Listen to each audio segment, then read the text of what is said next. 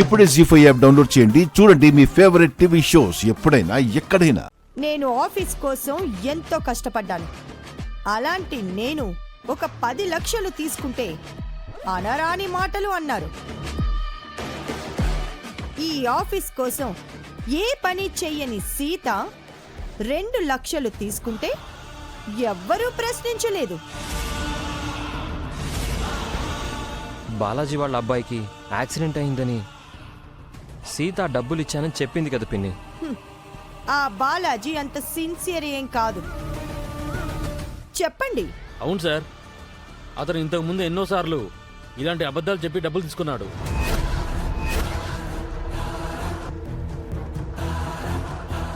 నువ్వు సీతకిచ్చిన అనవసరమైన అలుసు వల్లే సీత నీతో కూడా చెప్పకుండా చేస్తుంది.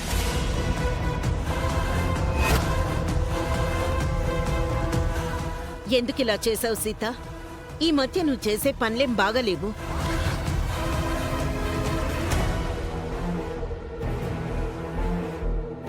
జీ5 యాప్ డౌన్లోడ్ చేసి అన్ని ఎపిసోడ్స్ పూర్తి ఉచితంగా చూడండి.